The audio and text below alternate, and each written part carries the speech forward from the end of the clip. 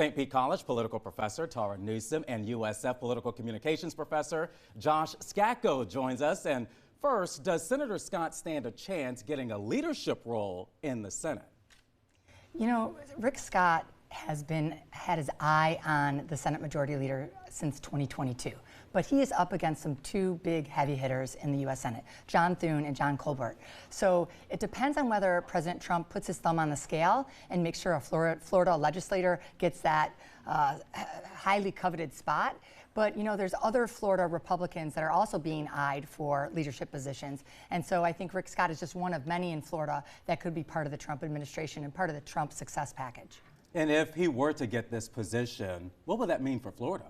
Well, it depends in terms of thinking about the type of path that he uses. Like if he's a Republican leader in the Senate, a lot of his responsibilities are going to be to fundraising, to candidate reelection, those types of things. So if we want to talk about resources allocation back to the state and those types of things, he might be able to assist in those types of ways, but he takes on a much more prominent party role nationally. So the benefits for Florida might not necessarily shake out immediately in that regard. And now let's move on to talking about Amendments 3 and 4. Both would have legalized recreational marijuana and expanded abortion access in the state, but they failed to get over that 60% threshold. Now, the state used public resources to fight against the amendments, and it worked. So how was this a big win for Governor Ron DeSantis? Anyone? You know, clearly DeSantis had a great night on Tuesday. This is a really strong report card for him. But you can't ignore the numbers. And although Amendment 3 didn't pass, didn't reach the 60% threshold, it did get 55% of the vote. And it's really Amendment 4 that's interesting. It got 1 million more votes for Amendment 4, although not passing, than Governor DeSantis got in the last gubernatorial election. So although it was a big report card for DeSantis, it doesn't necessarily mean that all Floridians are happy with the results. Amendment 3, we think, is going to unfold in the state legislature, perhaps. We saw some Republican leadership that really was in support of Amendment 3, and maybe would take that on in the state legislature. Amendment 4 doesn't look as successful. In fact, we're starting to see and hear some rumblings that there might be desire to go even farther with reproductive rights and contraceptives. So we do know that Democrats need to be paying attention to that roadmap. What were the real concerns of those voters that voted for Amendment 4 and Amendment 3, and is that their chance to rebuild the Democratic Party in the state of Florida?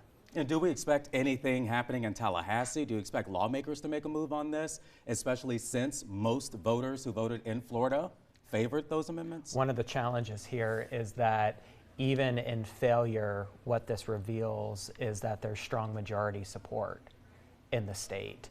And so in a lot of ways, when you have that in the backdrop of whatever legislators do in Tallahassee, they have to keep in mind that if they go in an opposite direction of where the voters were, there's always the risk of backlash.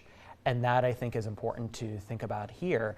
And it might have been one of the reasons why there were many people who didn't want to put this on the ballot to begin with, understanding that there probably would be strong majority support. It did not hit that supermajority threshold for constitutional addition, but it illustrates that the issue environment is ripe for potential forward sort of movement on some of these issues. And Ty, just let's think about this. Some people thought that the last gubernatorial election was an anomaly, that DeSantis ran against an under-resourced and tired candidate in Charlie Crist. But this really shows that the state of Florida has gone red, and that he really does have success with this Florida blueprint. But I do think that if we don't see the legislature take it on, this will be adjudicated in the next governor's race, and we'll see these issues come right back up. And then let's move on to Hillsboro appointed state attorney Susie Lopez. She won her election. That means suspended state attorney Andrew Warren will not get his seat back. Hillsboro has clearly shifted to the right. What does that mean? Well, I think what it means is that even in a very short period of time from 4 or 6 years ago, when the county was leaning more Democratic at the beginning of the first Trump administration, that this is going to be a very different environment. You have more individuals who have moved in. They're obviously in a lot of ways voting Republican. You have independents that are breaking heavily Republican in these areas. And what that's done is that shifted how county government looks in terms of the partisanship of it. So it's we yet to see what that actually means. But I think that now, after the 2022 election, I think this might embolden local Republicans to take more aggressive steps in terms of their governance of the county. I think it's also a revelation of some assumptions we made, right? We assumed that there would be voters that were voting according to issues that meant something to them, that if their ethnicity or their cultural cues were being talked about in national and local politics, that they would come out and vote. And those assumptions were wrong. We cannot assume that women and minorities are going to come out for candidates that talk about issues that they care about. There's something like political assimilation, cultural assimilation, these pocketbook issues, and these security issues, personal safety. So the Lopez-Warren race almost was a microcosm of what we saw on the national level.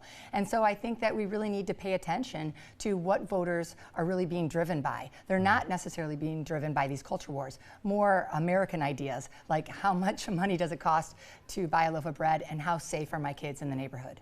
Two political experts today. This is a big show. I love this. Thank you guys so much for being here. And still ahead.